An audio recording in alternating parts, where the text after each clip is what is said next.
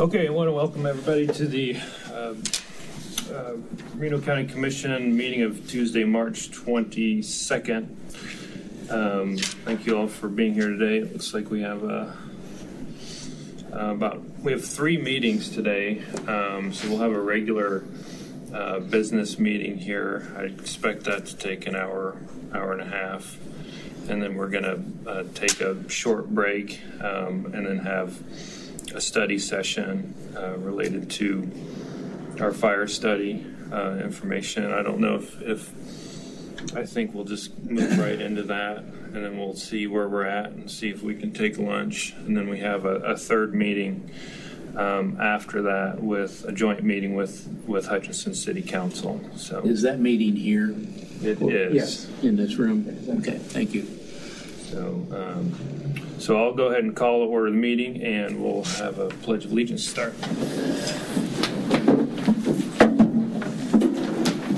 I pledge allegiance to the flag of the United States of America and to the republic for which it stands, one nation, under God, indivisible, with liberty and justice for all.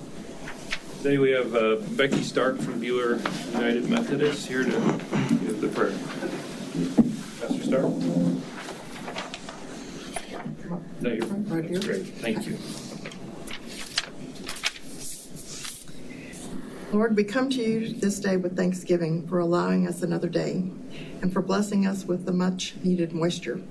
We pray, Lord, for those areas that are not so fortunate, that have suffered disasters such as our fires, and other areas in the world as well. So we lift up all of those people today, Lord, that might be displaced. Today, Lord, we lift up all of the Reno County Commissioners. Only you, Lord, know the responsibilities before them. At times, their duties may seem overwhelming for them. So today, Lord, we lift them up to you to grant them wisdom when making decisions. And when discussions get underway, Lord, grant them patience with each other. May their desire always be to serve the best interests of the people that they serve. We know you hear all prayers, Lord, so we thank you for listening. In Jesus' name we pray. Amen. Amen. Thank you, Pastor Stark.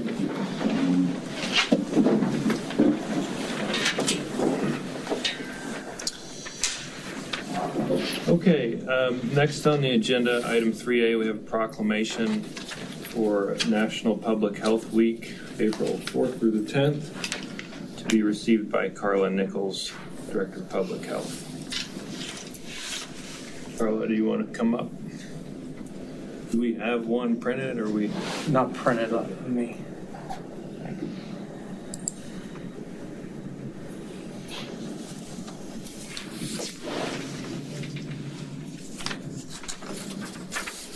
Would you like for me to read, or would you like to? I would love for you to read it if you would like to read it. Whereas the week of April 4th through the 10th, 2022 is National Public Health Week, and the theme is Public Health is Where You Are. And Reno County recognizes the local public health department and all organizations who make lives better in Reno County through the work that they do. Since 1973, the Reno County Public Health Department has educated the public, policymakers, and public health professionals about issues important to improving the public's health, and will continue to advocate for community health in Reno County and acts across the great state of Kansas. Whereas there is a significant difference in health status, such as obesity, poor mental health, and drug use among people living in rural areas compared with people living in urban areas. And this variance increases because rural residents are often more likely to face social determinants that negatively impact health, such as poverty, transportation barriers, and lack of economic opportunity. Whereas a public's health status can differ drastically by zip code due to differences in the built environment, environmental quality, community context, accesses to health food, accesses to education, and access to health care. Whereas public health professionals help communities prevent, prepare, and withstand and recover from impact of a full range of health threats, including disease outbreaks such as COVID-19 pandemic, substance misuse, access to healthy foods, natural disasters, and disasters caused by human activity. Whereas public health action, together with scientific and technological advances, has played a major role in reducing and, in some cases, eliminating the spread of infectious disease and in establishing today's disease surveillance and control systems. Now, therefore, you, the Board of County Commissioners of Reno County, Kansas, do hereby proclaim the week of April 4th through the 10th, 2022 as National Public Health Week 2022. A call upon the people of Reno County to observe this week by helping with families, friends, neighbors, and coworkers and leaders better understand the value of public health and supporting great opportunities to adopt preventative lifestyles habits in light of this year's themes. Public health is where you are. So in witness herein, you, here therefore, set your hands and cause the seal of Reno County, Kansas to be affixed this 22nd day of March 2022. Thank you, Carla, and thank you for you and the health department's work. This certainly was a challenging year, a couple of years for your department, and we recognize that, and we'll make sure we get a signed copy for the department shortly. And thank you for all your work. I think a lot of times we, people that don't need your services maybe take for granted for what you do for people that need it. So certainly appreciate what you do for those in need in our community. Thank you. Thank you, Commissioners. Commissioners? I'd like to make a short comment. Carla, when I came on the commission 3 years ago, I felt like that one of the areas I knew the least about was the health department and the broad scope of things that the health department does in Reno County. And I'm not sure that I'm there yet, knowing all the things that your group does, because it's so broad and so deep as far as the things that you do for the people of Reno County. But I want to echo Chairman Friesen's thanks. Certainly the last 2.5 years have shown how important people like yourself and your employees at your department have been to the county, and I want to appreciate my personal thanks for all the work that all of them have done, and please relay our commission's thanks to them, please. I would agree with the other statements.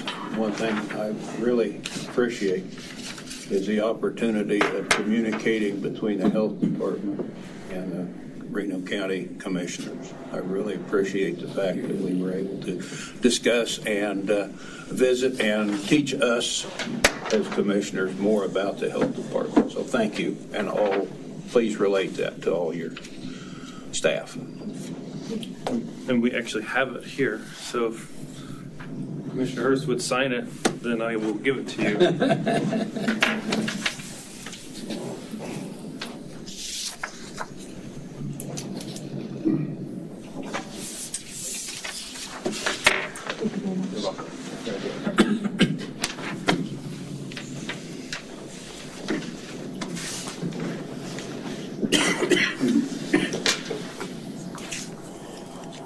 Okay. Number 4 is public comment. Is there anyone here? I know there's some people in the audience. If you want to come up and say a few words or tell us why you're here, you're welcome to do it. If not, we'll keep moving. Seeing none. Determine additions to the agenda. Commissioner Sellers? No. Commissioner Hurst? I have none. Okay, I have none as well. Item 6 is the consent agenda. It's a pretty lengthy list. Does any one of the commissioners wish to identify something you want to talk about or take out for special consideration? I'd just like to note on item 6C, the application by the Hutchinson Recreation Commission.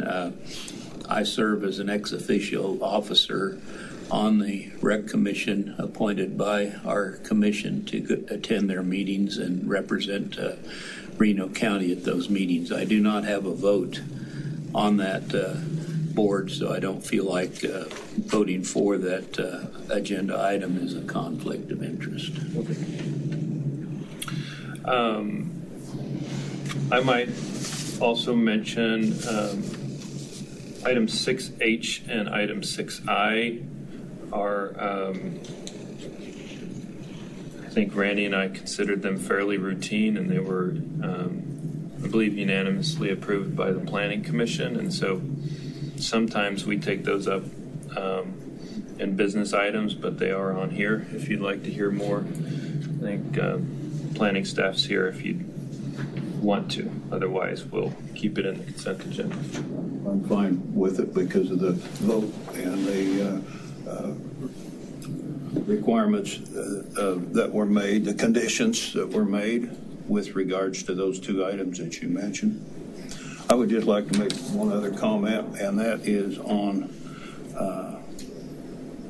6E, and that is the fact that in place of buying new equipment when it reaches a certain hourly period, that the landfill contracts with Caterpillar to do a complete rebuild, which allows another 10 to 15,000 hours on that for half the cost of buying new. And so that's about as efficient as you can get with regards to equipment and money, user money. Thank you. Well, that price looks new. What's a new one cost? On top of 800, okay? Okay, so it's half. Thank you, Commissioner Hurst. Unless there's further discussion, I'd ask for a motion to approve the consent agenda. I would move to approve the consent agenda as presented by staff. Commissioner Hurst moves. Is there a second? Second. Second by Sellers. Any final discussion on the consent agenda? Hearing none, roll call, please. Commissioner Hurst, Yes? Commissioner Sellers, Yes. Commissioner Friesen. Yes. Motion passes 3-0. Next, we have a budget presentation by the Conservation District. It's the first of many 2023 budget items.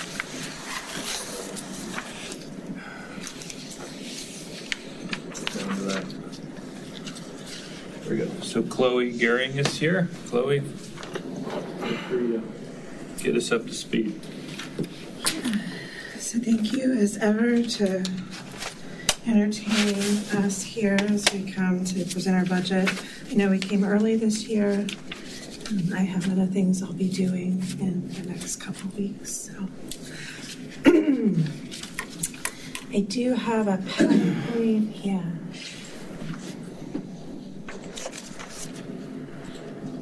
That's great. I'll just briefly describe what the Conservation District does. I know that probably all of the commissioners, chairperson, are a little bit familiar with what we do. We try to be fairly vocal about our efforts here in Reno County. We are governed by a volunteer board. It's elected from local residents. There are roughly 350 hours volunteer service per year. Our board serves 3-year terms, and they serve at both the state and the national level. We have really great representation here in Reno County for conservation efforts. We have Jerry Clausen, who serves as the KACD, Kansas Association of Conservation District President for the state of Kansas, and he also serves at the national level. And we also have a board member, Sam Sanders. He serves on the State Conservation Commission, which is the advisory board for the Division of Conservation with the Department of Ag. So we feel like we get a lot of bang for our buck from our board members, especially since they are unpaid. As far as representation goes, we have been serving Reno County for 75 years. What we do is pretty straightforward and focused. We're small. We technically have one employee, myself, the district manager, in our primary activities. We administer a cost share program through the Division of Conservation, and we have equipment and services basically available for use here in Reno County for our ag producers, and we do education and outreach. If you want to advance the slides, I'll talk a little bit about our cost share programs and how we're able to leverage really so much for potentially so little. Pardon me.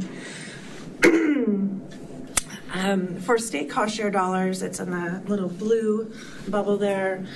We get roughly $30,000, $35,000 a year. In 2021, we got $30,000. Those $30,000 helped leverage about $84,000 worth of actual projects here in Reno County. The Cheney Lake Watershed is a sub-project of the Conservation District, and they were able to leverage $144,000. And then our other partner organization, which we are co-located with in the Service Center in South Hutchinson, it's a USDA Service Center. They're a federal program, and it's called Natural Resources Conservation Service. They really have the legs to conservation here in Reno County, and they had almost $3 million worth of contracts obligated in 2021. So totaling, we definitely move the dial forward for conservation in Reno County, over $3 million of cost share dollars, which are going to go really to local contractors. Plus, there's the landowner participation part, because it's not just the cost share that puts these projects on the ground. It's really considerable for again, conservation efforts. It creates better farm resilience, and hopefully we're really addressing some of those issues like land erosion, invasive species. There's a snapshot on the right of practices that are done. If you want to move forward again, there's just some pictures of some of the practices that have gone in. The top left is a prescribed burn. You can see obviously there's probably some plum thickets and other invasives. I understand that you're going to be hearing from probably Dusty Taha later today. He is an NRCS range specialist who's also very active in prescribed burn. We try, for the Conservation District, one of our roles is to get education and outreach out to landowners and producers. That's not really the primary role of the Natural Resources Conservation Service, but we create forums for those people that are experts in their field to talk. And so we've definitely given Dusty some great opportunities to address some of these local resource concerns. So the top left picture is an example of a prescribed burn. What's happening in the top right is really well managed. Has undergone prescribed burn. There's still some trees in the distance, but I know that was a heavily infested pasture beforehand, and so that's really ideally managed range. That's north of, in the northern part of Reno County, where it has, the landscape has obviously shifted with the invasives, with cedars and plum thickets and things like that. I know that we put in some fencing there as well. The middle picture is a high tunnel. Those are becoming more and more common throughout Reno County. They're being used for both commercial production and individual production, creating better resilience for local food products here in Reno County. The bottom right is an example of relay cropping, which is a little maybe nerdy for this crowd, but it's a conservation practice where you can run multiple crops together and pull off additional revenues and reduce your inputs because they're complementary, like they're providing some nutrient sources for the next crop coming along, or some residue which will limit your use of herbicides potentially. An alternate watering system on the far left for livestock. That's a very common practice for the Conservation District to help with cost share on, just because they tend to be smaller in scope, and our dollars are definitely smaller, as you noticed before, is $30,000. And then an example of cover crops in the center. I can move on there. Some equipment we have available in Reno County. Last year, the Cheney Lake Watershed was able to get a 40-foot crop roller. That's the image on the top left. That's going to be used quite a bit. We saw quite a bit of activity last year. That was through grant dollars that they were able to obtain. That will reduce the use of herbicides. A crop roller is used to kind of kill a crop without the use of herbicides. So you can go right in with something else. And with chemical costs the way they are right now, we have more and more landowners that are looking for those options. The bottom right is an example of our no-till drill. Again, a resource that is sometimes prohibitive for people making that transition from conventional till to no-till. District owns that, as well as 3 grass drills in operation, 3 12-foot grass drills and a 9-foot grass drill. Those really are the workhorses of supporting the CRP program through FSA, the Conservation Reserve Program. Planted many, many thousands of acres of grass and forb seed here in Reno County. We're right in the thick of it right now. So again, people are doing a lot of planting. We also sell fencing supplies and grass and forb seed to support that effort. As far as our budget request goes, I presented 2 different snapshots. The document on the right is the formal document that we have to submit to the Division of Conservation with the state of Kansas. It has a lot more data points on it, which normally that's all we provide, but I took some feedback that maybe a easier snapshot to look at would be a better one for this setting, and so we created a streamlined budget, identifying really where we're at. We did request an increase from the county of $2,500 from $47,500 to $50,000. We have not requested an increase since 2020, which we did receive at that point in time. With the rates of inflation, we've definitely seen more than a 5% increase in the past 3 years. I know everybody's in the same boat in that regard, but we're just trying to keep up and not slip backwards in that level of support. The primary expense that we have as an organization is our personnel expense between salary and wages and employee benefits. If you look at the document on the right, you will see that there's a lot of fluctuation in our personnel expense, and that is because we have been able to leverage contract positions through grant dollars the past several years. You may recall that 2 years ago we were able to gain a grant through the Division of Conservation for a contractor to come through, and we had that employee on, and they were eventually direct hired by NRCS, and we lost them last summer. We have since acquired another employee as a contract employee, a regenerative ag specialist that's through a National Fish and Wildlife Federation grant that the Cheney Lake Watershed wrote, essentially to work throughout the watershed in a mentorship program to improve soil health. And so that employee started in January. The Conservation District is the formal employer for that role, but we're just kind of watching those grant dollars through to support that subproject of the district, the Cheney Lake Watershed. And we also are just launching a new position with a soil conservationist, another Division of Conservation grant that we have gotten. It's currently being advertised. It will be a role that is filled in our field office to expand the bench for technical assistance in Reno County. So some of those dollars, they do fluctuate as we are able to get grant dollars to expand our capacity, because we are quite small. As far as other expenses, the total other categories, travel, equipment, information and education, and other administrative, that's $15,600. It's we maintain a building to store some equipment and have our grass and forb seed there. We support our board members as they are representing Kansas and Reno County at both the state and national level. We do engage in quite a bit in education and outreach throughout Reno County. And our other administrative is just like our overhead that all organizations have. We have to undergo an audit because we are using public dollars. I anticipate that will probably go up this year because the size of some of the dollars running through, which is why there's an increase in that cost from our previous 2021 year. and insurance. So, are there any questions about the budget in particular? Yeah, Chloe, I have a few questions, not meant to be positive or negative, but just questions that occur to me. Where do your technical assistance funds that you spend, that's the biggest part of your budget, other than salaries, where do those come from? Those are those grant dollars. One of them is coming from the NIFWIF grant, the National Fish and Wildlife Federation grant.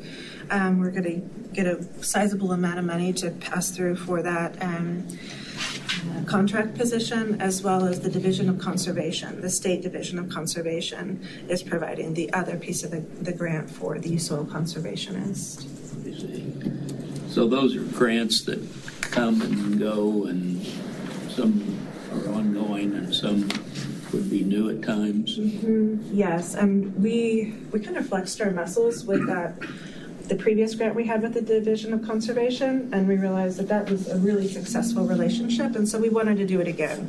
And that's why we have two currently slated. Okay. My other question is really one question, but it has to do with other groups that do similar things that you do, and you've mentioned those. The Cheney Watershed has funds that they provide area people to help be in similar things that you do, and then you say the federal government through FSA spends more than anybody else on this.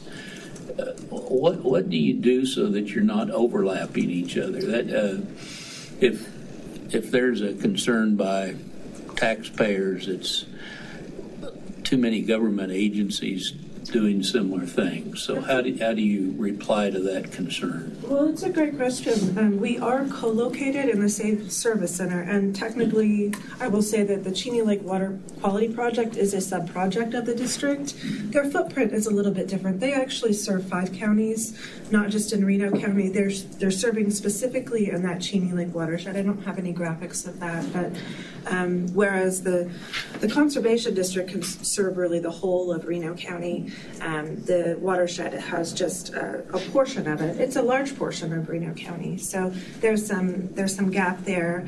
And as far as federal programs, again, we are co-located. We work really collaboratively closely together with NRCS to make sure that, somebody comes in with a resource concern, a diverse resource concern, and they might fit better with one program versus the other. All of our programs run on different timing, and the big program through the federal government, through NRCS, is EQIP. Its deadline to apply is in the fall. It's a much longer ranking process, and it's definitely bigger dollars. It's usually more cumbersome for people to run through that program.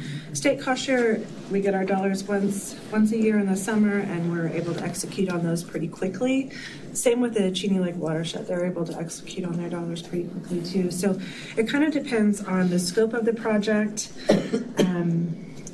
If you asked our producers, I would think that they would say that there's not enough programs available, considering the need we have in Reno County or the desire to do projects. But it's certainly a valid point. We try to cover as much as possible. I will say that one thing that you might see through either the health department or as commissioners, county commissioners, as septic systems, assistance with septic systems, the Conservation District is the only organization that provides any assistance to property owners for septic systems. It's not allowed through federal programs, and it's not allowed through Cheney Lake Watershed dollars. So those are some of the niche things that we do pick up. And how many employees? Just yourself? I am the sole employee of the Conservation District. I answer to that 5-member board. Through the Cheney Lake Watershed, they have... Okay, I'm just speaking of your... Oh, yeah, it's me. Okay, those are my questions. Thank you. Commissioner Sellers. Commissioner Hurst? Go ahead if you got questions. I just mostly Go have ahead. some comments with regard to the fact that I would certainly encourage Cheney Lake Watershed has a specific tour that they do. Is that right? Oh. They do a lot of outreach. Yes. And also, I was privileged to have time enough to go visit on your conservation tour that was held in September. And so I would encourage our commission, and especially the new commissioners as they come on next year in the new districts, to put this on their calendar. I don't know whether you have a date for that yet or not. Probably not. But we don't, but it was really well attended and a great interaction last year. And I think if we had those pictures back up again, why it shows some of the things that you are there is participating actually in. one more picture at the end with some of our outreach events. So kind of gives you a flavor. Some of those were showed with regard to cover crop for not only soil health, but also for soil protection from both wind erosion and water erosion. That is relatively new. And I think the experiments that I shouldn't know whether I call it experiments or not, but in practice to show even in dry weather what it can do, as well as so forth. But the pasture range management with the cost sharing of fencing really is utilizing the property quite well and working out good. Now, I would suggest that I hope that NRCS is asked to participate in the programs developing from our fire mitigation programs because of the dry weather that occurred, the damage that could be done with some of these pastures, as well as partial pasture burned and not burned. And so I think there's going to be some demand in that area in the Sandhills, which they're very fragile. I don't know whether anybody's ever been up to the Sandhills in Nebraska, but they're very similar here, except they don't have as many trees as we do. But, and also thanks for help putting together the meeting with Senator Moran at Burton with regard to that meeting they held over there, which I can report on later on. But that was an extremely good meeting with information and telephone numbers and people to contact, as well as just information provided and getting to meet these folks who have command over the dollars. And so that's basically all I have to say, except I think that this is a very good program, useful, very useful of our dollars with regards to the most important asset we have here in Reno County. Thank you, Commissioner Hurst.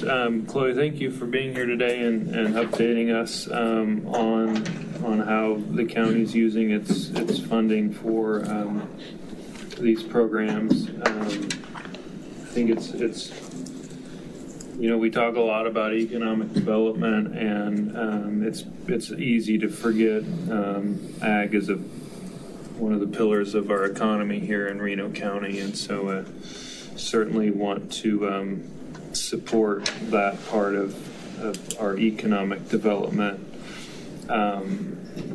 I too noted your work in fire or land management education related to fire, and obviously that's a huge issue in front of us right now, and certainly would encourage you and your group to perhaps double down on its efforts to educate the public that is burning in the county. I think we've heard it from the fire chief and our fire chief, our district fire chiefs, that sometimes they run into well-intentioned landowners that either don't burn correctly or they don't manage it correctly on the back end of a burn, and I think we've seen multiple secondary fire events caused by mitigation efforts, and so it's an unfortunate part of just not having enough education out there, or not having enough diligence in our efforts to reduce our fire risks. So would definitely appreciate your work in that. And I think there may be some opportunity going forward for your department to participate in some sort of task force for fire efforts. And even you mentioned septic systems. It comes up from time to time here, and perhaps we could use a little more input from you on that as well. So thank you for your presentation today. Thank you for your time. Let's see. I lost my agenda. I have to go find it.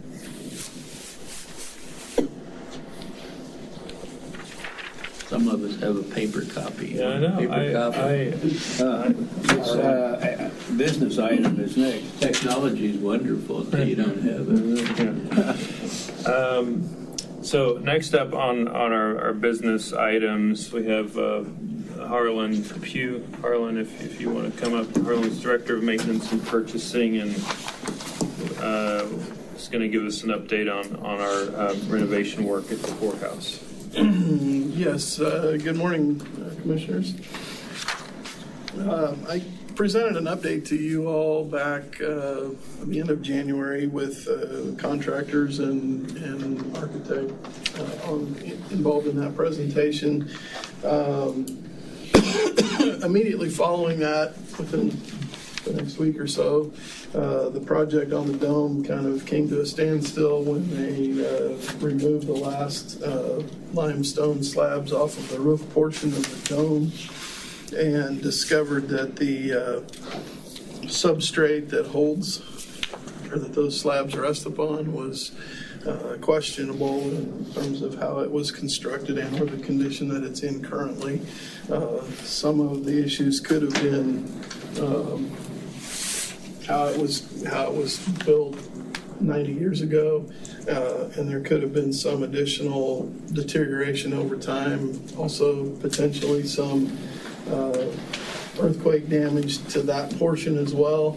It's hard to identify exactly what caused what, but at the bottom of it is the conclusion has been that concrete cap that rests on top of the steel trusses and then the limestone rests on top of that needs to be removed and replaced in order to get the structural stability that we need to have going forward. Additionally, there are some issues with the limestone facade on the walls, the exterior of the building, the anchors that hold those in place. Some of those have corroded and deteriorated over time. That portion of work is still under investigation in terms of what truly needs to be done and what doesn't. Both scopes of work have been submitted to the insurance company as part of the earthquake damage claim. So they are in the process of evaluating the situation as well. They did send an engineer from Florida up to do an on-site evaluation, and his report was contradictory in some ways to what our team of designers and engineers believed. So after that was reviewed by Travelers, our engineers, Brent England from Engineering Consultants here in town, submitted his report back to Travelers with his observations and documentation, which I believe you've seen a copy of his report. Travelers reviewed his report, and at that point, it was pretty clear that the two engineers didn't agree entirely on what needed to be done, and so they have contracted with another engineer out of California to come out and do a second report, second opinion, and that's scheduled for a week from Thursday on the 31st. So they are still evaluating, still considering, and hopefully the the work on the dome, I'm still relatively optimistic that Travelers will cover that. They just need to do their due diligence, for their stakeholders and have good documentation to show why it needs to be done for them to cover a $928,000 change order. So in the meantime, we've really concluded that there's no reason to hold off and keep this project stalled further. The work needs to be done regardless of whether it's covered by insurance or not. And so what we're presenting today is the change order to complete the work, and that will then release the contractor to get started on it and hopefully get that knocked out sooner than later. And so that's why I'm here today.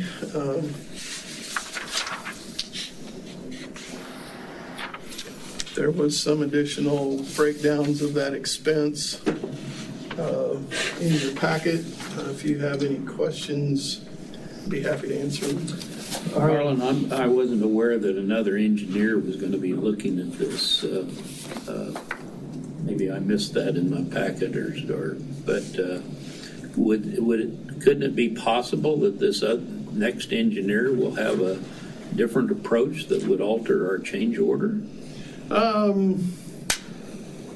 I guess that's possible. I think on our end, our engineers and architects have reviewed it deeply enough that this is about the only option that they would put their stamp or their seal on as an engineer.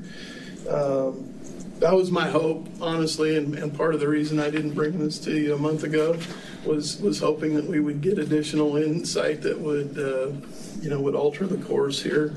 But no, I guess that's possible. At this point, I don't see that as being likely, however. So what's the purpose of their second engineer then coming?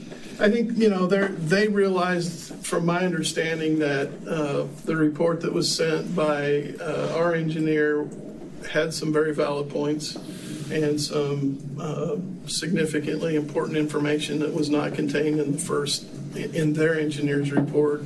And so at that point, they wanted to get another independent engineer to look at it and see if, my understanding is if the second engineer is in agreement with our engineer, then it's probably a no-brainer that they would go ahead and cover it.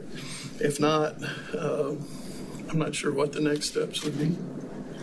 Harlan, would you briefly describe what the dispute is between the two engineers? Yes, the engineer. We'll start with our engineer. He's done the load calculations and the requirements, done some 3D modeling of that building to depict the forces that would be on that dome at that high level for seismic activity. The highest part of the building receives the most amount of stress from that whiplash action when a building moves.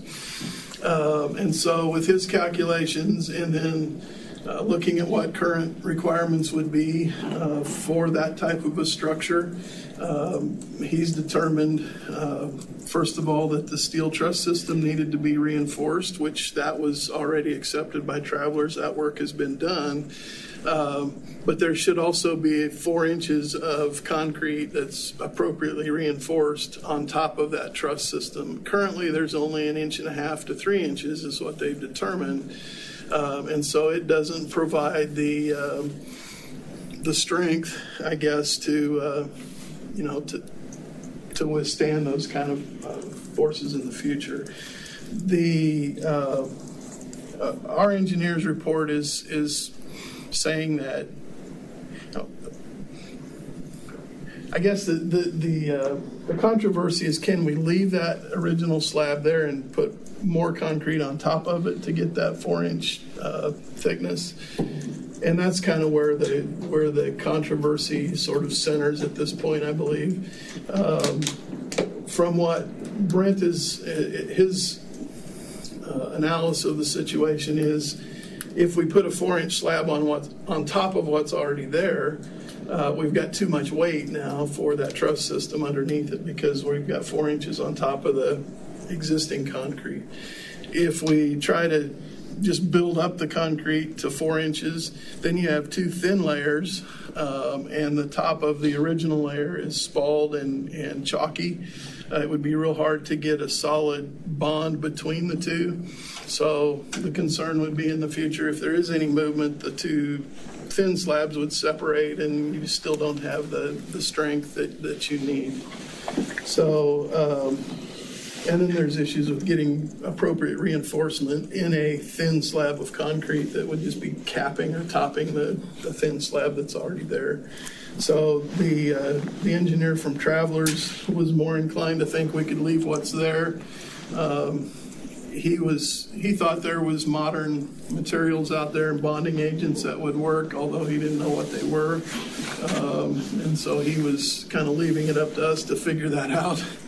Our contractor who specializes in this kind of work and the engineer, neither of them is aware of anything that they would be willing to use to try to create a bond that would be sufficient. And then can you tell us what the impact would be if we delay approving this until insurance has provided their final decision? Sure. The biggest impact probably is the delay of completing the project, first of all, but secondly, just the sooner that we can get that thing buttoned up, the less likelihood there is of having additional water damage and things like that from thunderstorms and rain and all that, throughout the coming months. Commissioner Hurst? One of the things that I am really concerned with is, have you put a timeline with regards to this new change order? 4 to 6 months 4 to 6 months? is what they're saying. I think we've seen so much time go by where these contractors could have worked that I'm really concerned with the amount of time to get all of this done. And so I think it behooves us as a county to really hold them to the timeline. Sure, I agree. There are some challenges to that, and one of the big ones is, well, there's 2 of them. One, they can't work up there under OSHA when the wind is too high. So there's a lot of days they're not going to be able to get up there. And then when they do have a nice day and the courts shut them down because of the noise, then that extends that out as well. But yeah, I agree that we need to do everything we can to try to keep it on track. Just like putting windows in, sometimes the weekends are really nice. And they're in there working on it a lot of weekends, on Saturday and Sunday. Harlan, I guess I understand that in a construction project, unknowns happen. And so I'm not as, certainly the number's huge, and if the insurance doesn't cover it, it's stressful. But I guess I'm more concerned about the fact that in this project, why wasn't this discovered earlier? It just seems like to me, as Commissioner Hurst has said, they've been up there for months and months, and why didn't somebody look underneath a stone or something and get this thing going months ago? That's the part that bothers me more than the potential extra money, which we all know that we're going to have to spend depending on the insurance claim. Yes. I just don't understand why a prudent company wouldn't have discovered this in the early stages of this project. Yes, I would tend to agree with you on that. That's been one of my big frustrations as well. I believe their answer is they left those very top slabs over the roof portion, primarily, I think, to give them a good base up there for putting their tarps and covering over. They really didn't need to be up there on that section until they got the rest of that pretty well rebuilt. I guess But regardless, it's frustrating. I guess my question there really isn't important at this point. It wasn't known, so. Well, I think it is. I mean, you know, as a business owner, when you go and you say you're going to do something and something changes, it's usually on you to fix it. And it's easy. I mean, it's an easy option to tell the customer that they have to pay more, but I think there should be some review of our agreement to determine, you know, who's responsible when something new is found. I mean, we had a quote, I assume, to fix the dome, and it's not fixed. Correct. So I think we should review the agreement. I'm a little hesitant to approve this today with the issue of, I don't necessarily think, and I'd like to see the agreement on who's responsible. This is $1 million change order that I think insurance should approve, and if insurance approves it, we don't necessarily have to get into a debate of who's responsible for the change order. I'm not terribly excited about awarding a non-bidded $1 million new ad to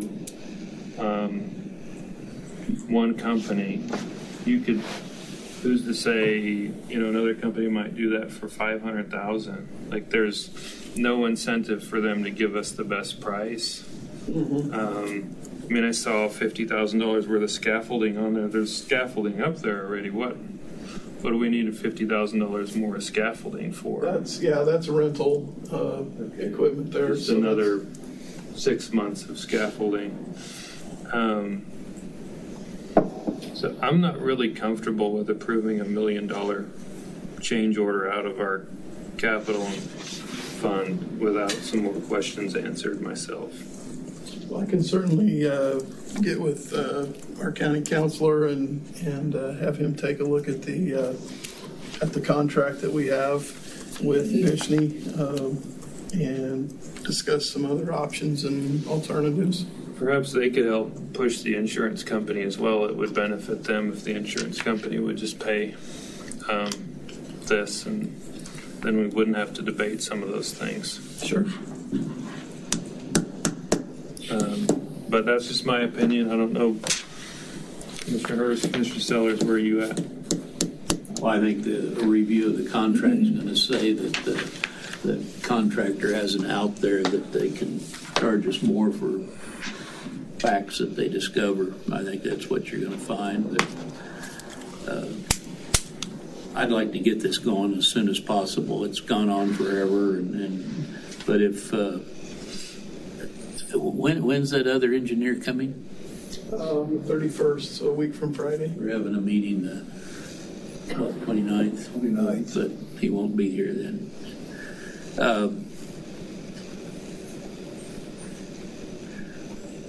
I don't think that we have any option but to do it. But I won't argue with you on time, Daniel. If 2 weeks is going to make any difference. Do you feel like you need our authorization if insurance pays for it, or would you green light it if insurance pays for I it? think if insurance pays for it, it's easy, yeah. But the change order of this magnitude, if the county's going to have to pay even a portion of it, needs your approval. But if something happens and insurance figures things out, it'll move along without us having to schedule it on a meeting. If at least there's a general consensus among you to. I think there's consensus there, right? If insurance pays for it, Randy has authorization to move ahead. Commissioner Hurst, a yes.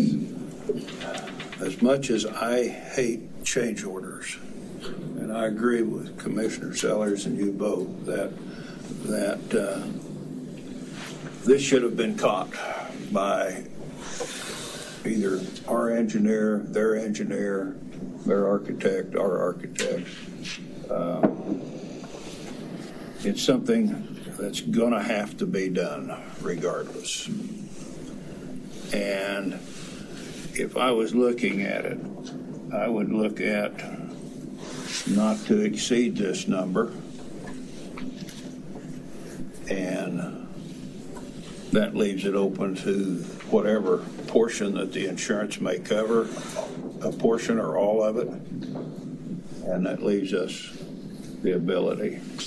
And so I've seen so much water damage in prior years, and I don't know how much, maybe Harlan. Harlan, how much of the water damage was caused from this? I mean, recently we've had a fair amount of water damage on the fifth floor, water infiltration at least, which is frustrating for everybody involved, and that's partly due to the condition of the dome being opened, as well as all the wear and tear on the roof out on the fifth floor from the traffic and stuff that's on there. But over the years, I'm sure there's been a significant amount that's. If it's been rusted and so forth, then you know that. But there might be options to clean up some of that rebar. Should there be enough thickness there to cover that? Am I thinking correctly on that? That maybe it could be blasted or whatever. So I just think it's got to be done. Well, one of you is going to have to make the motion because I'm not making it yet. If you want it done today. I'd make the motion that we approve the change order. And another reason to move as swiftly as possible is that I think the commission, this is what I feel, but you can speak for yourself, is the remodel of the fifth floor is an urgent thing that needs to happen, and we certainly can't start that until this project's done. And the condition of the fifth floor is worse than bad, and that project needs to happen, and it can't happen until this is done. So for that reason, I'd make the motion that we approve the change order. Motion by Sellers to approve change order as presented. I will second that motion, and in a matter of discussion, I think that maybe we can look at some other things that we're doing within the courthouse renovation that allows us to, that's not actually 100% needed, that we can cut some funds off of that area of the remodeling that we plan on doing in certain areas to help cover some of the potential costs we might have here. Well, is that all your comments? Yes. Okay. For now. Yeah. On the motion, I just can't get around supporting it yet. Again, I just want to reiterate a couple things. I think we take some incentive off of resolving this when we approve it. I think we also have no idea whether this bid is competitive, and so I just think a little more. I think we're just taking the heat off by approving it, and so I think it's a little premature myself.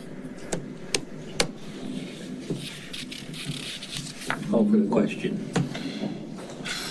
Okay, Commissioner Sellers called for the question, so we have to vote on. How about we just vote on the motion? Is that okay? That'd be fine. Okay, so we'll ask for roll call on the question that Sellers presented. Okay. Commissioner Hurst?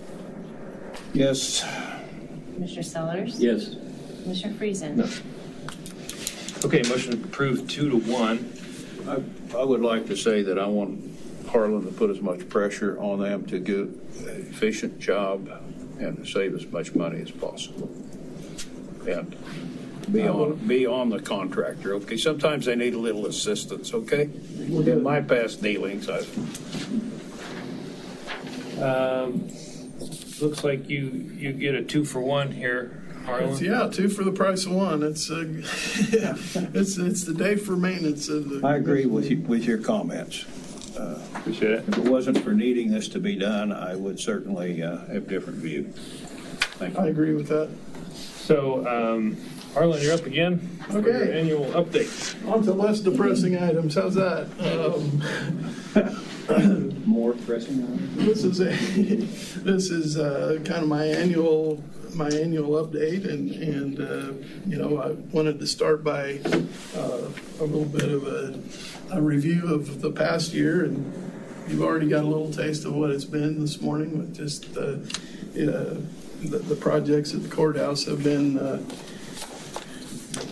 less than pleasant at times, but it's been part of the deal. 2021 was, you know, interesting for all of us as we navigated through staff shortages and ongoing challenges related to COVID-19. Just some bullet points. We spent a great deal of time assisting contractors, you know, working on the courthouse window restoration, weatherization, and earthquake repair projects. Those projects created a lot of extra dirt and debris that was cleaned up daily by our custodial staff. We did a lot to assist city staff with wrapping up loose ends from the remodel of the law enforcement center. Purchasing division faced a lot of challenges with supply chain issues and unstable pricing and on all sorts of things. The Reno County Correctional Facility and all those systems and equipment involved with that building are approaching 7 years old and requiring more and more repair as time progresses. Art Miller and Nikki Phillips are kind of our lead technicians at that location. They've done a great job saving taxpayers thousands of dollars by resolving issues, especially with security hardware and some of those specialty type things in that facility, and avoiding having to call in outside specialty vendors to resolve these issues. During the latter part of the year, we transitioned to a new maintenance management software system. It was a large project that involved setting up all of our facilities in the new system, along with hundreds of pieces of mechanical equipment, and recreating planned maintenance schedules in that new program. This program provides greatly improved mobile device functionality, which allows our techs to receive and complete work requests in the field, as opposed to taking notes and trying to get them back into a computer when they get back to the shop. It's also, and one of the driving factors for moving that direction was the functionality within that system to do long-range capital forecasting. And so that's the program that we intend to use for that. I'll touch on that again here in a bit. We also assisted Solid Waste with their construction project, and especially the last few months, helping them get the supplies and the equipment and furniture and things that they needed rounded up to move to their new facility. Ron Martin, our custodial foreman, has worked to develop and coordinate daily custodial services in their facilities, and has been personally on hands since they've opened to get that ironed out. Our 2021 operating budget closed out at 20% under budget due to a number of factors, primarily several positions being left unfilled for fairly extended time periods due to lack of qualified applicants. Other factors included supplies that were purchased earlier with COVID funding, so we didn't have to purchase those. And we also spent a lot more time assisting with these courthouse projects and less time working and doing projects in our other facilities, which kind of showed up on the bottom line as well. I would like to say maintenance staff is continued to be conscientious on a daily basis, and they diligently look for the best value on purchased goods, which, you know, it's usually a little bit at a time, but it does show up on the bottom line. So looking forward into 2022, I think it is a great time to be part of the Reno County organization. The maintenance department's having a lot of fun transitioning into new ways of getting things done while working together to create a culture for high performance within the department. I've been delighted with the level of engagement displayed by my team and the great ideas and perspectives that they are sharing. More than ever, we're expecting and receiving leadership from all employees, and they're stepping up to that challenge. We are looking forward to the completion of the courthouse improvements and the earthquake repairs. And then on the horizon is the next remodel project. But we're looking forward to getting this current one closed out. The proposal for architectural services for the courthouse remodel that resulted from the space study is in final stages of review. I spoke with Randy a little more about this earlier this week or the end of last week, and we've scheduled one more meeting with the architect to discuss the number of rendered drawings and that sort of thing that will give you all maybe a better visual of the end product. But that's kind of one of the last things that's still on our list of items to get ironed out. And then we should have a proposal from the architect ready for you all to review at this point, probably mid-April. The intent is to get that project out to bid early this summer, and then construction beginning in the fall. New space for the health department and emergency management is being investigated and could potentially take a fair amount of our time in this year. We're finalizing plans to conduct a facility condition assessment at the courthouse and the correctional facility, which will involve a third-party vendor doing on-site evaluations of these facilities and cataloging the mechanical equipment and other items that will fall into the capital replacement category in the future. This data will then be uploaded into a capital forecast program, which will give us a visual report of facilities-related capital needs over the next 20 years. That program will be something that will be constantly updated, and so we can keep that 20-year outlook live and current going forward. Our own maintenance staff will collect and upload the data from the rest of our facilities in order to save some cost. We budgeted for an exterior paint job at the RCAP building this year. We plan to complete that with our own employees here April if weather cooperates. Originally had planned to contract that out, but I think we can save a fair amount of money by doing it in-house, and so that's currently the plan.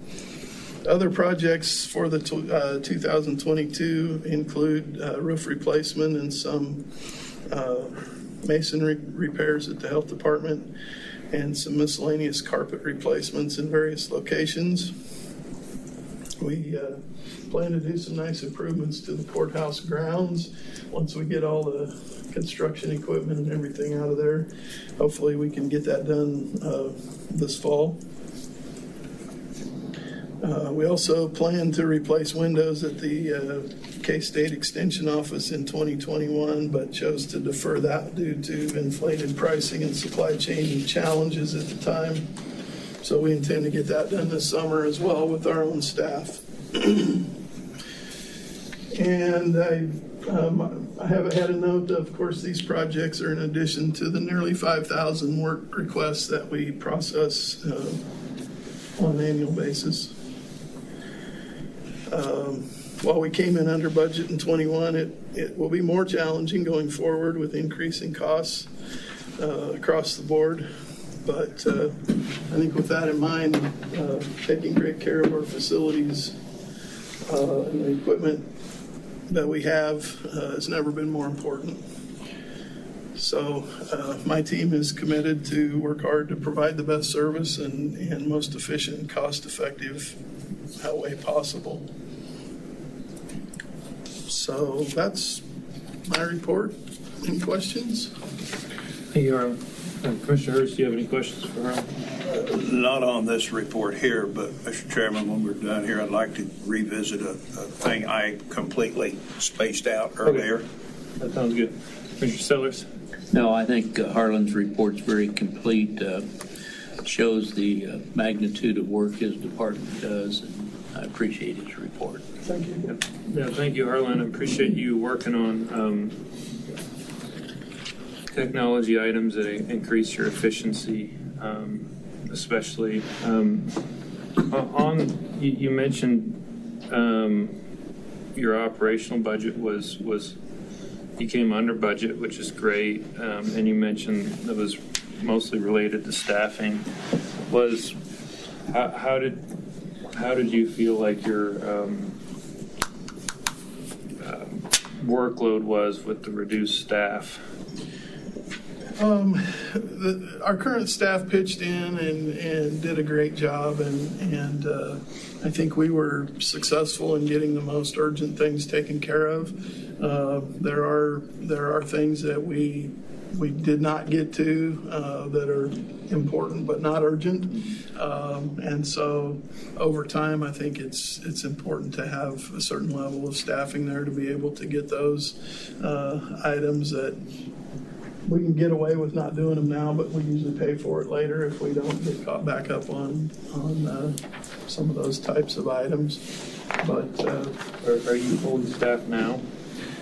we have one custodial position open due to a young man that moved on to a better opportunity recently, and as of right now, we are fully staffed according to our historic staffing levels. We did have an additional maintenance tech position budgeted for this year.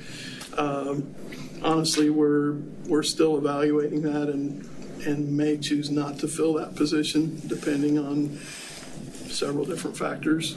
Well, yeah, and I'd appreciate you looking at that. I think being down a few staff people is an opportunity to reevaluate and see if maybe some efficiencies could be created, or even sometimes contracting work here and there can be cheaper than having full-time staff. So appreciate you looking at that when the opportunity arises.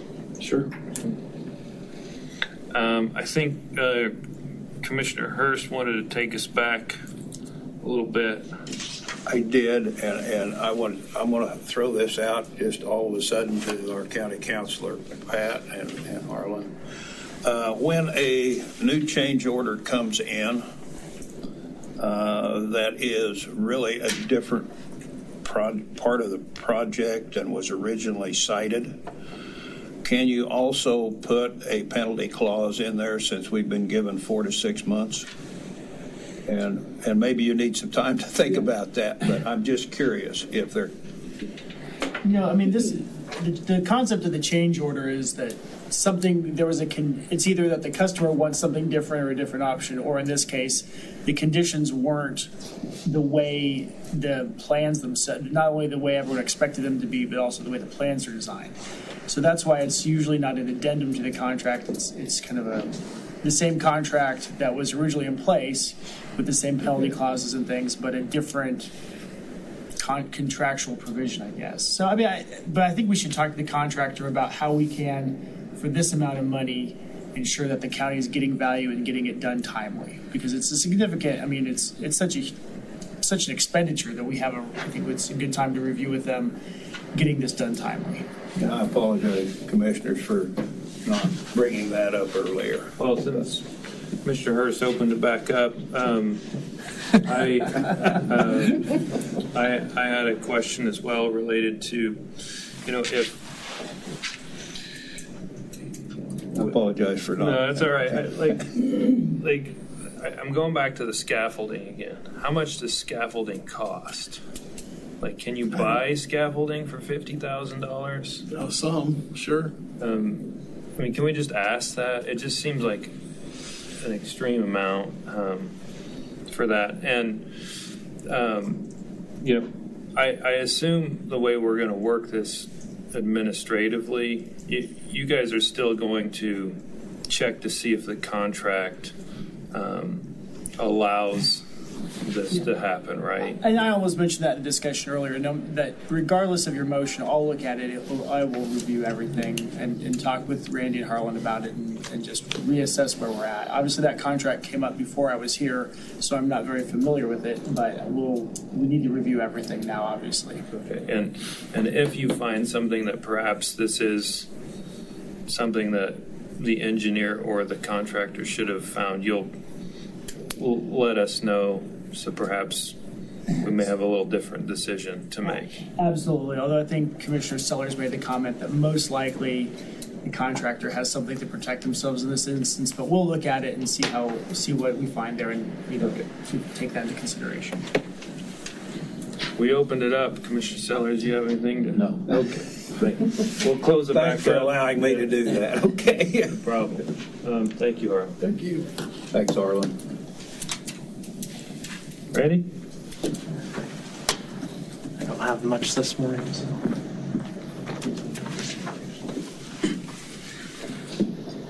Like every meeting, I have monthly reports. I wanted to pull those up just to see if there's any questions. This is from the district attorney, IT, maintenance, public works, solid waste, treasurer, and youth services. The routine monthly reports. Any commissioners have any questions of material that was in there? Do you have anything to note? I don't.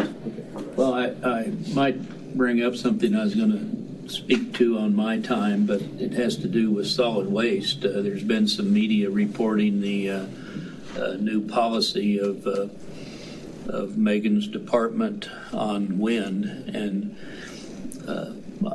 personally, I support that new policy. We've seen what happens when we allow the landfill to be open in extremely high wind situations, and we can't allow that to exist. So I think her new policy is appropriate to wind situations.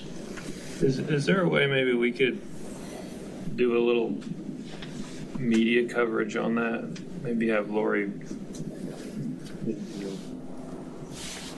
invite media out to see like what happens on a windy day, like the next 40-mile-an-hour day, like have the media come out and see what it's like. Like it was, from what I understood, a disaster out there when we had the very strong. And I know we have pictures still from that December 15th, I think was the date, of the amount of debris that flew miles around the landfill. But I'm sure Lori could do something. Yeah, I think that would be good to just and let the media come out and see why we're doing it, because it makes sense. I know it's an inconvenience for people, but you're going to be dumping your trash and it's going to go to the next county. And our staff spent a lot of time, around that area trying to pick up the trash that took away from their work in the actual landfill. So they were going and this is just a start. If it's too stringent or not stringent enough, we can always change it, right? Yes. Okay. I think bring a very good point up about letting people know what's going on out there, as well as the fact as we build that one back up another 10 or 12 feet, that's going to have a relook at what wind speeds that might occur, even with the new additional fencing that's been purchased to try to help that. Regarding the DA's report, he has some standing commentary related to roof leaks, and I think we've offered to do what we need to do. I can't ever tell whether he's saying we need to do more or he's okay with. I think there's always, well, as you guys mentioned when you were talking about the dome, there's always issues on the 5th floor with water getting in there. I know Harlan and his crew have been up there. They've done everything that they can at this point. The rest is at the dome and the roof at, what Pishney Restoration is working on right now. But I know Tom, the DA, does mention it because it is a major concern of his. It causes a lot of problems up there. I don't know what else we can do at this point until the dome's fixed. Okay. So he's okay with the progress to the extent, like, he doesn't think we need to be doing more. I think if he did, he would let me know, let Harlan know, or you guys, and then we would talk to him. I can't speak for his what he meant on there, other than he puts it in there, and it is an issue. Thank you. Are you done with your report? The only other thing I was going to just remind the public, remind you that next week, March 29th, there's not a regular commission meeting. It is a work session for ARPA to discuss the spending of the ARPA money, the $12 million that Reno County has. So there's no regular business on that day. So we'll get straight into the discussion with the ARPA funds. And we will plan on streaming that so that media, if they want to, don't have to sit here. And then I just wanted to mention that we do have it was in the consent agenda, but just for the rest of the audience to know, Mike Plank, the new county appraiser that was appointed this morning with the consent agenda, is in the audience. So Mike, just wanted to welcome you to Reno County. Mike, why don't you come up and introduce yourself? Tell us where you're from. Sure. No pressure. Yet. Yeah, no pressure yet. Yeah. I'm Mike Plank. I've spent almost the last 8 years working in the Johnson County Appraiser's Office. I'm originally from Harper County, which is south of Kingman. I have a lot of family in the Wichita area, a lot of family in Sterling, actually not too far away from here. So my wife and I are excited to kind of move back to central Kansas and ready for the next chapter, I guess. Well, welcome to Reno County. Thank you for being here. Commissioners have any questions for Mike? No, welcome. Thank you. Thank you. Randy, I had one other question for you. It was just going through the agenda here.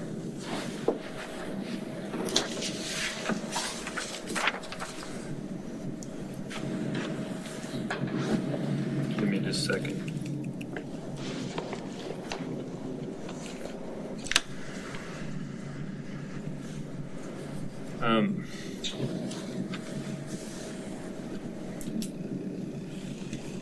So something like on the conservation district on the agenda item. So we weren't approving a budget for that today. Correct. That's the outside agencies, and we have them all scheduled. Their chance to come talk about an annual report, what they've been working on, what their request is, if it's gone up or down, why, or if it stayed the same, and for you guys just to have some background information when you look at the budgets in July.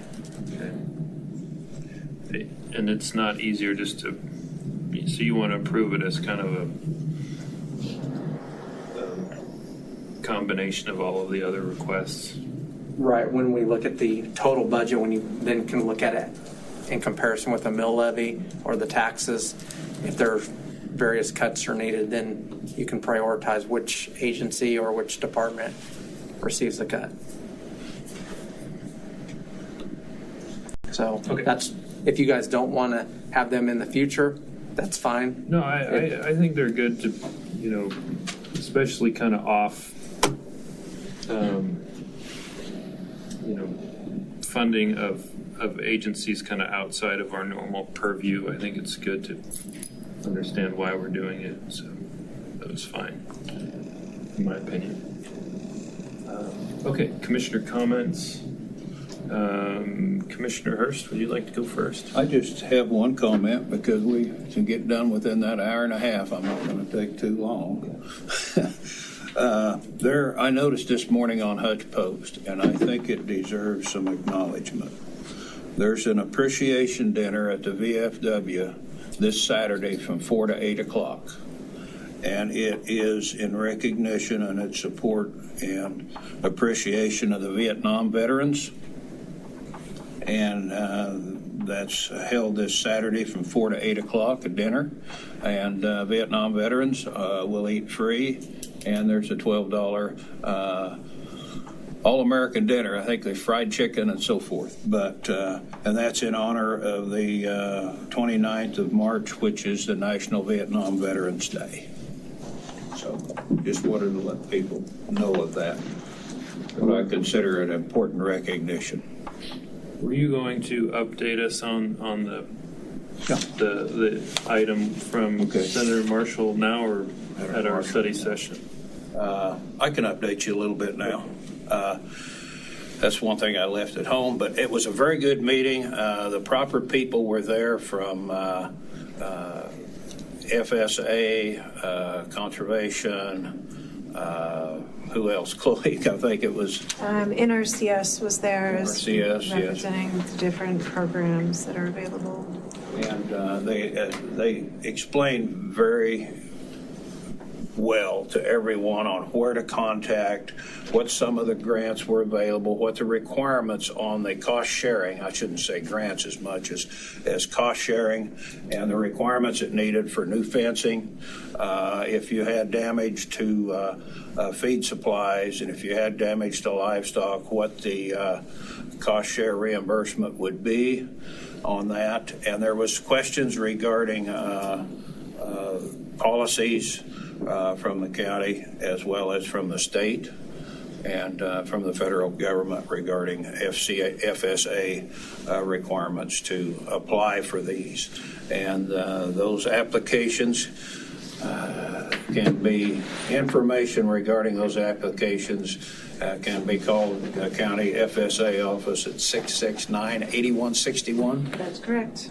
That's where you would call to find information, because there are requirements on fencing for cost share. And that's corner post, the size, the amount of fencing, the distance, and so forth that needs to be there. But I thought that was a very good meeting. There was a very good representation from Harvey County and from our local county with Chloe there and with Kansas Forest Service. I didn't see anyone from Hutchinson Fire Department there, but it was a very good meeting on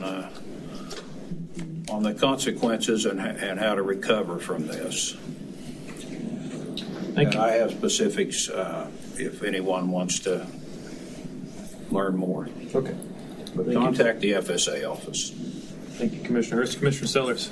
Well, let me piggyback on Commissioner Hurst's report. I'm glad that was a good meeting.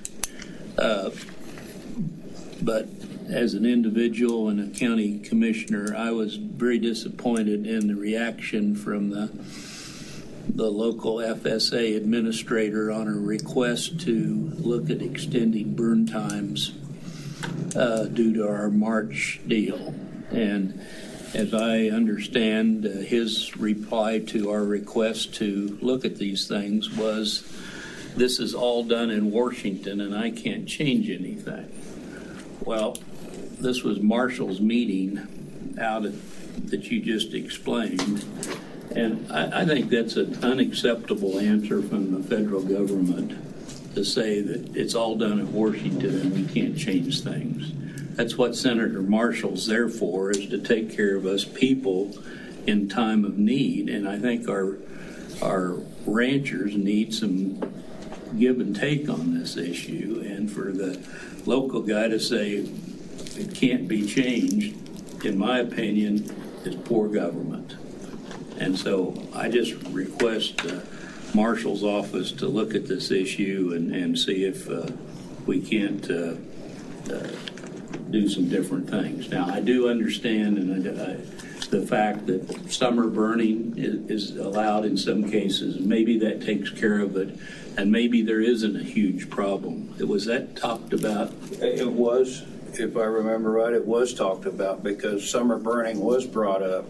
But I think the main thing on what I gathered here is that you need to have a plan in to the if you cannot burn and are supposed to burn, you need to have a plan set in writing with FSA, and that gives a person some leeway, right, Chloe? And also, there can be haying done off of this. I know in one instance, my son has some CRP around, and he was supposed to burn last year and couldn't burn because of the burn ban. And in that process, he's just going to basically give away that hay to get it off of it. But fortunately, most of this land that can be hayed doesn't have any trees growing on it. And but there can be a plan put in place if you can. I was just disappointed in the reaction of the federal government of saying that's the way the law is written and we can't do anything, because people can do things if they want to make it happen. And Chloe, you're still here, but I'm still struggling, and maybe I need to meet with you privately, but I'm still concerned about the overlap of the three groups and efficiencies of government, and how important it is to have all three groups doing different grants and so forth. So maybe you and I could meet before the baby comes or something. We have 2 weeks. Thank you. That's all. That's all my comment. I wanted to comment too. I attended the Stepping Up program in your place, and you were gone, and very informative. And there is a meeting coming up. I'll get with you later on about that. Thank you, commissioners. I might piggyback off of the piggyback and state that I agree. We got a fairly typical governmental response on our request for help, and we ought to, point to or point our senators and government officials to this conversation today and previous conversations. Senator Moran reached out and sent his apologies for not being available. He's in Poland right now, working on another global crisis. And so he did indicate his interest in assisting the Reno County community in things. So I think we have both senators engaged, and perhaps, as Commissioner Sellers mentioned, we ought to point out that our current response was not adequate for the need. So I think, I'm happy to work with Randy on communicating that back up to them on your behalf.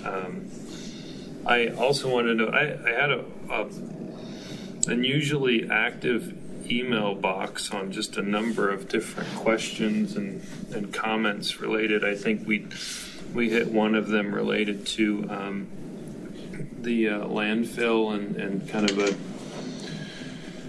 knee-jerk reaction some people have had related to potential closures, and it sounds like we're going to communicate a little better on the purpose of that, so that is good. Dusty, is it Taha? Yeah, sorry, Dusty. Sent a very long email, I think to all of us, related to his opinions on burning and the related science behind it. It was long, and I think I understood most of it, but appreciate him reaching out. And I think hopefully in our conversation here momentarily, one of the things we could do is it seems like we have a lot of different experts that could be a little more actively involved in some sort of working group to communicate to us more often, and Dusty and Chloe both may need to be on that. So I can talk about that more in the meeting. Just looking through. Septic systems have come up yet again in my email box. I know, Randy, you're working on it again. I'm deferring to Randy on his work administratively on that, but I think it's about time perhaps we talk about it at the commission level. And I know we've talked about that before, but maybe you can let Randy know if you're ready to do that or not. But I think it's a good point. I think Randy's working on something with regarding getting together so that we can have a good dialogue between wastewater systems, water systems, and the county's role and their role and how we can expedite things. And I think we can have a good discussion and learn more one-on-one in a work study session. okay, well, we'll try to get that scheduled here in the next month or so. Also, there was an email I received. I might ask Randy to forward it to you too. It was surprising. It was a property in a residential grouping in the Medora area that was significantly, I would say, to the point there were vehicles almost in the street and just piled up all over the place. And it seemed like we had limited capabilities today to deal with that. And I think it's one of those balancing acts of, how you,